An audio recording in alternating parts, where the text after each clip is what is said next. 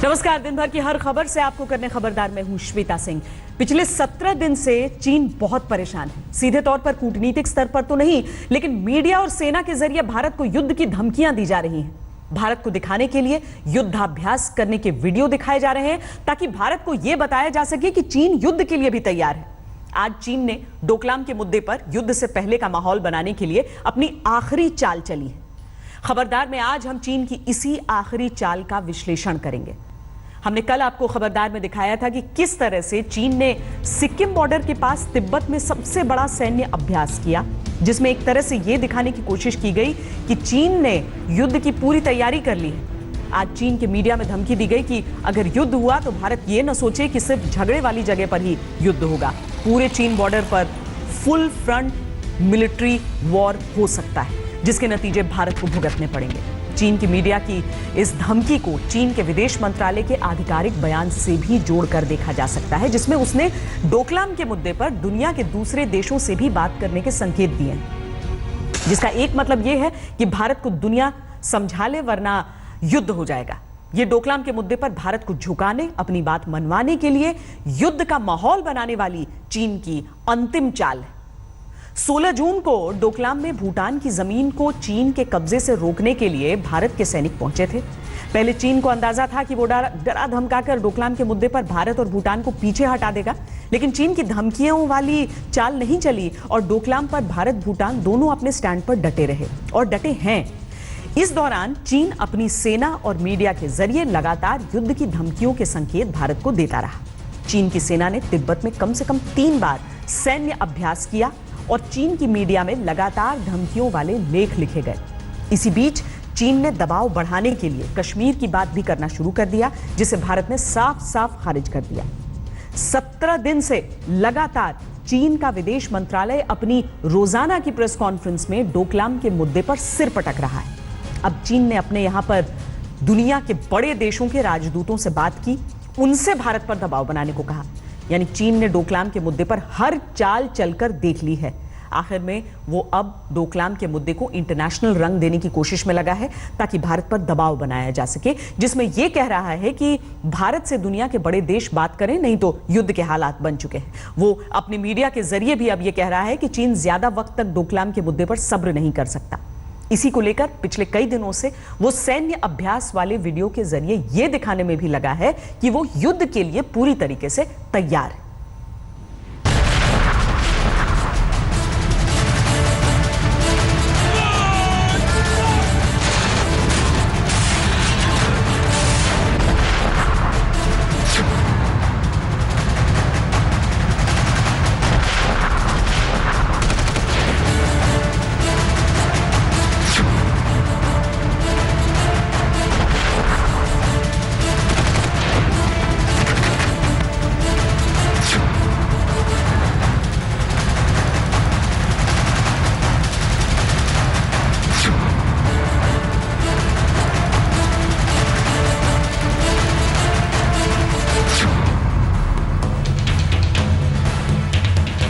भारत को अपने राजनीतिक हित साधने के लिए सिक्किम सेक्टर के डोकलाम इलाके में घुसपैठ करने को अपना नीतिगत हथियार नहीं बनाना चाहिए।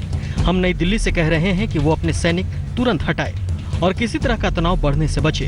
हम इस मुद्दे को लेकर बीजिंग में विदेशी दूतावासों के करीबी संपर्क में भी हैं। कई विदेशी डिप्लोमेट भारत की गैरकानूनी घुसपैठ की बात सुनकर अचंभित हैं और इसकी पुष्टि करना चाह रहे हैं कि क्या ये वाकई में सच है। ये चीन के विदेश मंत्रालय के प्रवक्ता का आज का बयान है, जिसका सीधा मतलब ये है कि अब चीन दुनिया के बड़े देशों से भारत की चुगली करने में लगा है और ये कह रहा है कि भारत को समझा लो नहीं तो युद्ध हो जाएगा। ये डोकलाम के मुद्दे पर चीन की वो आखिरी चाल है, जिसके बाद वो भारत से युद्ध के लिए तैयार रहने के संकेत दुनिया को दे रहा है। भारत को तो वो पहले से ही दिखा रहा है कि चीन युद्ध की हद तक जा सकता है।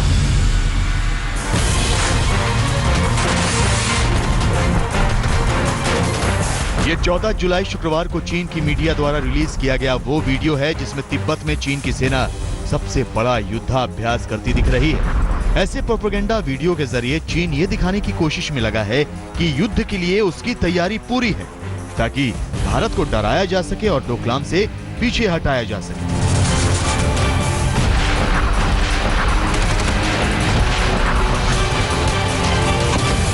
ऐसे सैन्य अभ्यास और साथ साथ युद्ध की धमकियां और अब दुनिया के बड़े देशों से भारत के बारे में चुगली। चीन अपनी बात मनवाने के लिए हर चाल चल रहा है, जिसमें दूसरे बड़े देशों से बातचीत उसकी आखिरी चाल है। बताया गया है कि चीन ने बीजिंग में कई देशों के राजदूतों से डोकलाम के मुद्दे पर बात की है।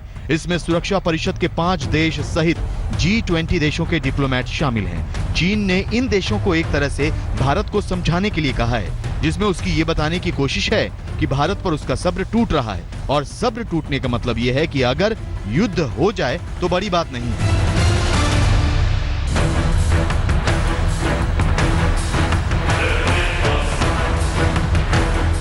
आज ही चीन की मीडिया में सैन्य अभ्यास का एक और वीडियो जारी हुआ, जिसमें चीन के हुबई प्रांत में पैरा ट्रूपर युद्ध की क्षमताओं का अभ्यास करते हुए नजर आए हैं। सैकड़ों पैरा ट्रूपर के अभ्यास वाले वीडियो के जरिए चीन ये दिखाने में लगा है कि वो कैसे भी हालात में अपने सैनिकों को उतारने की क्षमता रखता है। इसके अलावा इसमें युद्धक टैंकों का अभ्यास और लाइव फायर टेस्ट भी किए गए।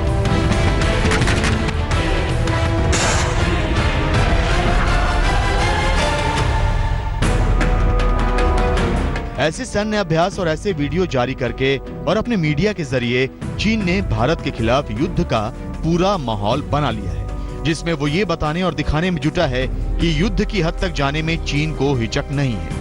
आज चीन के सरकारी अखबार ग्लोबल टाइम्स में धमकी देते हुए लिखा गया है कि अगर भारत कुछ जगहों पर संघर्ष को बढ़ाता है तो उसे इसके नतीजे लाइन ऑफ एक्चुअल कंट्रोल पर पूरे चीन बॉर्डर पर भुगतने पड़ेंगे। चीन भारत के साथ युद्ध की वकालत नहीं करता और बड़ी कोशिश करता है कि इसकी स्थिति न आए, लेकिन चीन अपनी संप्रभुता को बचाने के लिए युद्ध में जाने से भी नहीं हिचकता। चीन लंबे वक्त के संघर्ष के लिए भी तैयार है।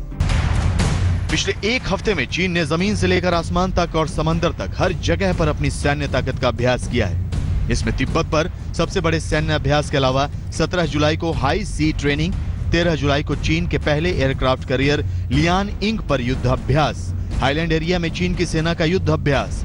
चीन ये दिखा रहा है कि वो हर तरीके से तैयार है।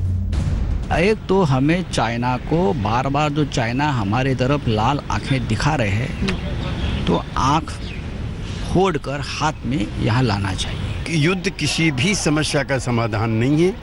हम भारत सरकार के सभी प्रयासों का समर्थन करेंगे जो इस इलाके में शांति स्थापित करने में मददगार।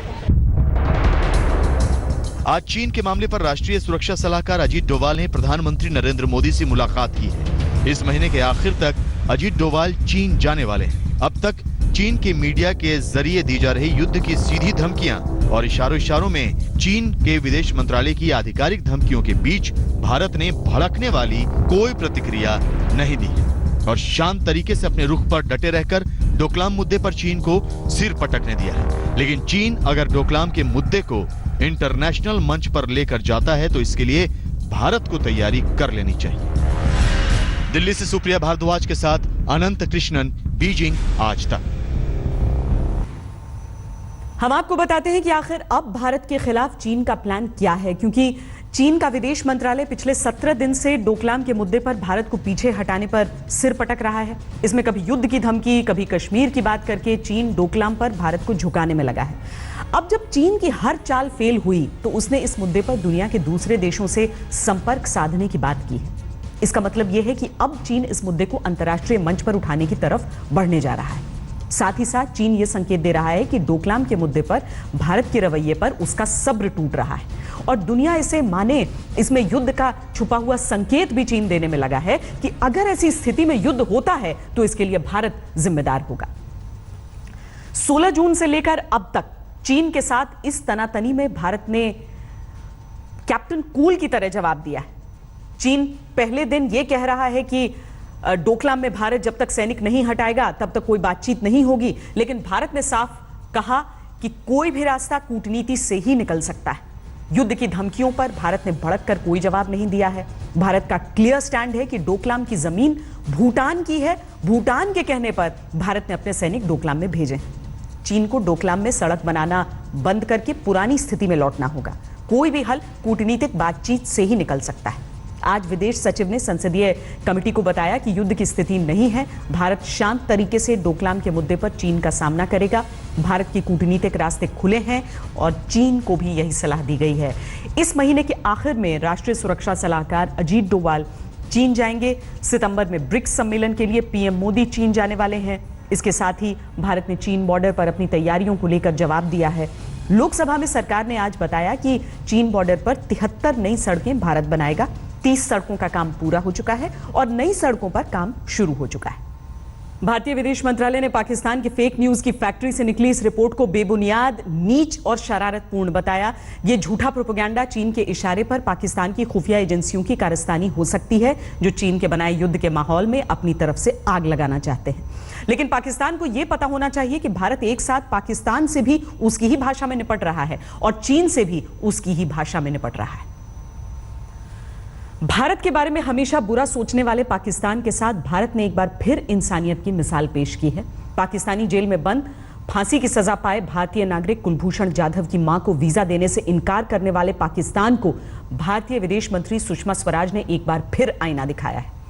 सुषमा स्वराज ने पाकिस्तानी कब्जे वाले कश्मीर यानी पीओके में रहने वाले 24 साल के युवक ओसामा अली को मेडिकल वीजा देने का ऐलान किया है, जिसे लीवर में ट्यूमर है। यानी अब पीओके के इस युवक को पाकिस्तानी प्रधानमंत्री नवाज शरीफ के सलाहकार सरताज अजीज के सिफारिशी चिट्ठी की जरूरत नहीं पड़ेगी। सुषमा स्वराज ने इसकी जानकारी ट्विटर पर देते हुए कहा कि पीओके भारत का अभिन्न अंग है। पाकिस्तान ने पीओके पर कब्जा कर रखा है, इसीलिए पीओके के रहने वाले ओसामा अली को मेडिकल वीजा के लिए सरताज अजीज के खत की जरूरत नहीं है। इस तरह सुषमा स्वराज ने यह भी बता दिया कि भारत के लिए इंसानियत के मायने क्या है और पाकिस्तानी सरकार को आईना भी दिखा दिया, जिसके दिल में भारत के खिलाफ इतना जहर बना है कि वो कुलभूषण जाधव की मां को अपने बेटे से मिलने की खातिर वीजा देने तक को तैयार नहीं।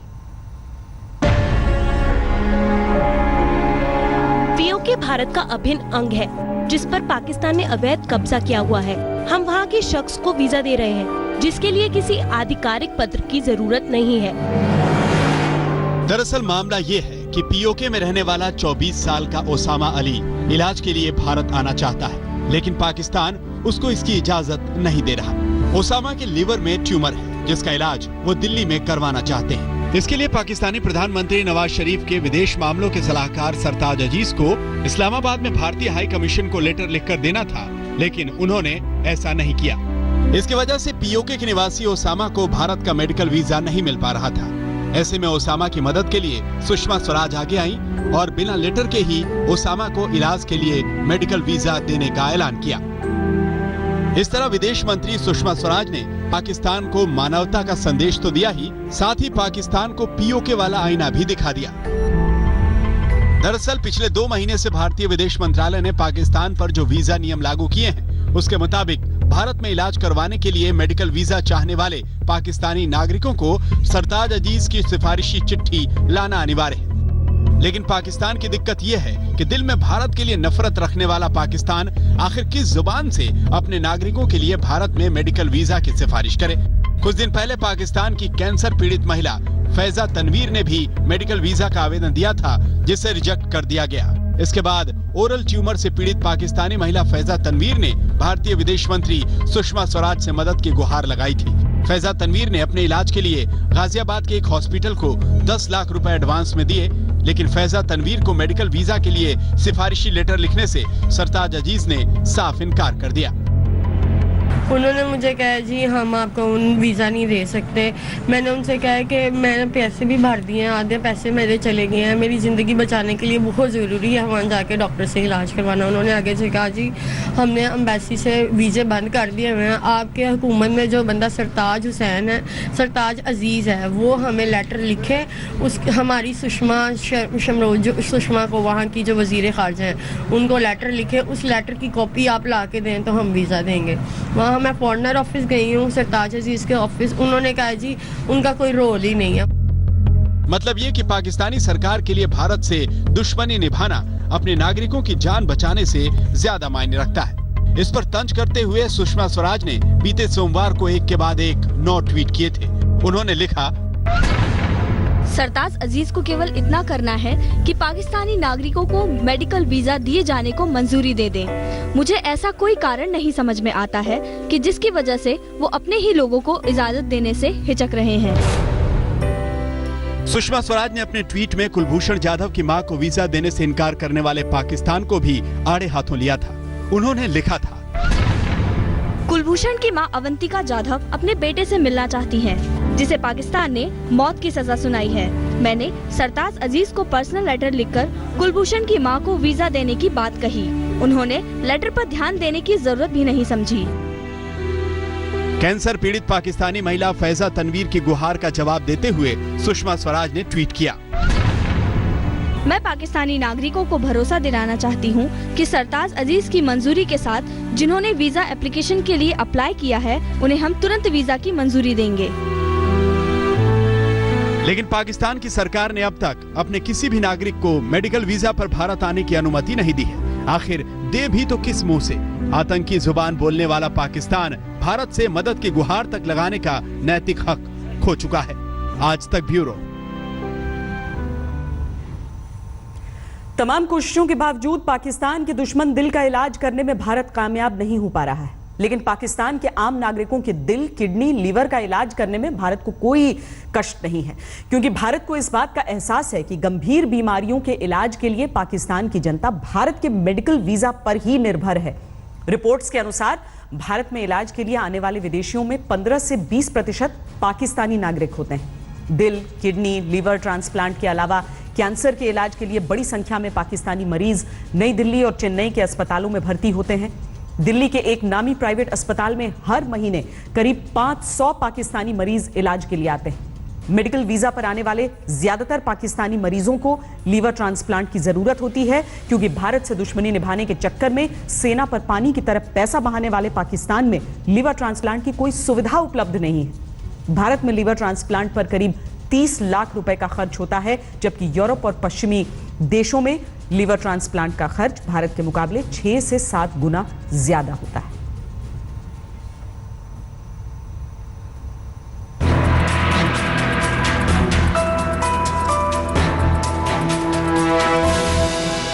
भारत की लाख कोशिशों के बावजूद पाकिस्तान ने कुलभूषण जाधव की मां को वीजा नहीं दिया।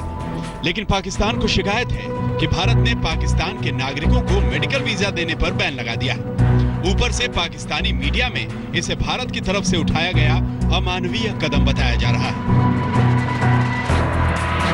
पाकिस्तान भारत से दुश्मनी की हदें पार करता है और बदले में भारत से इंसानियत की उम्मीद रखता है।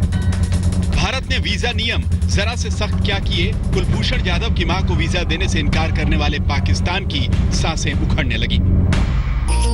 पाकिस्तान को भारत से दुश्मनी निकालने से वक्त मिले तो वो अपने देश के नागरिकों के बारे में कुछ सोचे।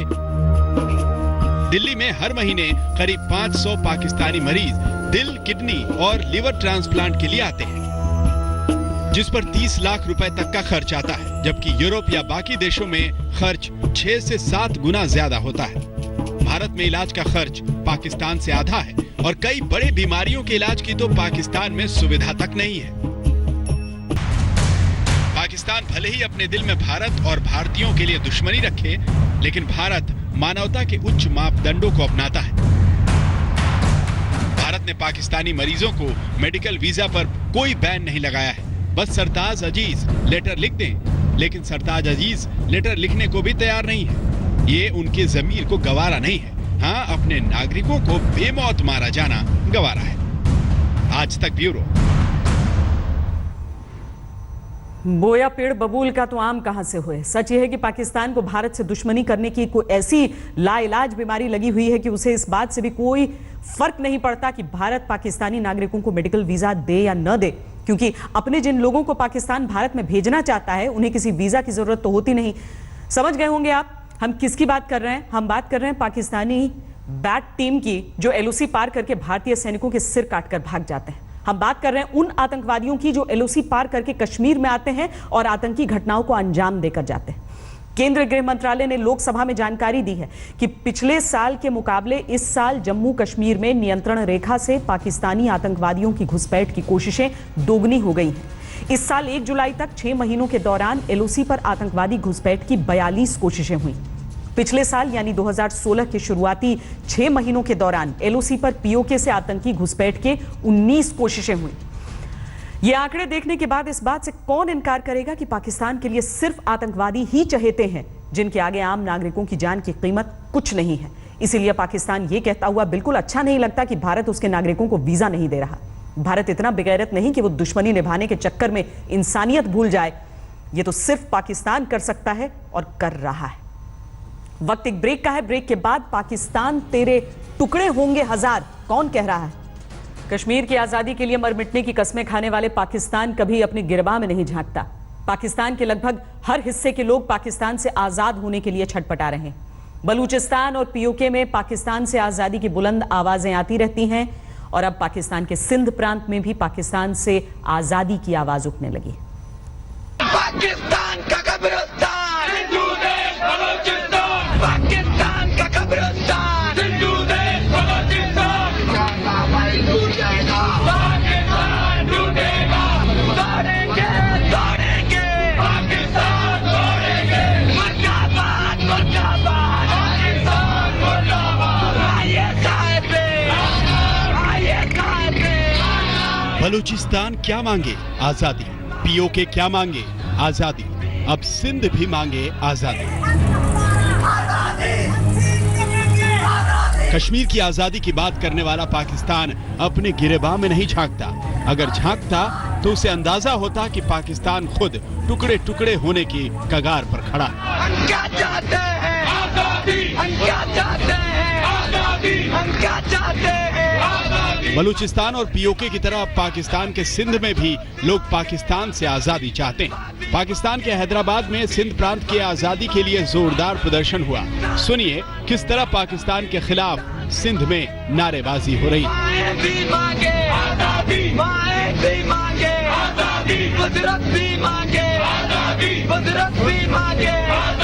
सिंध की आजादी की मांग को कुचलने के लिए पाकिस्तानी सुरक्षा बलों ने कोई रहम नहीं बरता। लाठीचार्ज किया, फायरिंग की गई और भीड़ को घसीट घसीट कर तितर बितर किया गया। बुनियादी 3 चीजें थी जो हम करना चाह रहे थे। नंबर 1, सिंधु देश की आज़ादी का जो पैगाम है, हम पूरी इंटरनेशनल कम्युनिटी का ध्यान उस ओर पे करना चाह रहे थे। नंबर 2, सीपैक जो न सिर्फ सिंध बल्कि इस पूरे खित्ते के लिए एक जहर कातिल मंसूबा है, सिंध दुश्मन मंसूबा है और मैं कहूँगा कि पूरे सब कॉन्टिनेंट के खिलाफ एक जहरीला मंसूबा है। उस मंसूबे के खिलाफ अपना जो आवाज़ था वो रिकॉर्ड करवाना था। और नंबर 3, सिंध के जितने भी सियासी पॉलिटिकल वर्कर्स जो पाकिस्तान की फाशिस्ट आर्मी और दहशतगर्द ISI ने गिरफ्तार करके उनको लापता किया हुआ है, उनके ऊपर गैर इंसानी तशद्दुद हो रहा है, उनकी जिंदगियां बचाने के लिए इंटरनेशनल कम्युनिटी, अक़वाम मुत्तहिदा और जितने भी दुनिया के मुहज़्ज़ब मुल्क हैं उनका ध्यान जो है वो हम अपनी ओर करना चाह रहे थे। बलूचिस्तान की तरह सिंधी लोग भी खुद को पाकिस्तान का उपनिवेश यानी कॉलोनी मानते हैं। बलूचिस्तान की तरह सिंध में भी पाकिस्तानी खुफिया एजेंसी ISI बेहद एक्टिव है। सिंध में अब तक हजारों लोगों की रहस्यमय हत्या हो चुकी है। सिंध आजादी के आंदोलन से जुड़े सैकड़ों बुद्धिजीवी, पत्रकार और लेखक बीते सालों में या तो लापता हो गए या फिर उनके शव बरामद हुए। ये वाजे करते हैं कि हम सिंधी एक अलग कौम है और सिंधु देश की आज़ादी की जदोजहद हम हर कीमत पर करेंगे। भली इनको, हमारे लड़कों को, कौमी वर्कर्स को सिंध के अगर ये शहीद करना चाह रहे हैं, उनको मारना चाह रहे हैं, भली मारें। हमारी जदोजहद उस वक्त तक जारी रहेगी जब तक हम सिंधु देश की आज़ादी को मुकम्मल हासिल नहीं करते। आजादी के वक्त पाकिस्तान ने फौजी ताकत से सिंध को अपने में मिला लिया था। बाद के समय में पाकिस्तान की राजनीति में पंजाब का दबदबा रहा। वहीं सबसे ज्यादा प्राकृतिक संसाधन होने के बावजूद सिंध के लोग और गरीब होते चले गए। आज ये पाकिस्तान के सबसे गरीब इलाकों में से एक है। पाकिस्तान सरकार और सेना के दमन के बावजूद सिंध के लोग पाकिस्तान से आजादी की आवाज बुलंद कर रहे हैं। अनिल कुमार, आज तक। खबरदार में आज के लिए इतना ही। देश और दुनिया की बाकी खबरों के लिए आप देखते रहिए आज तक।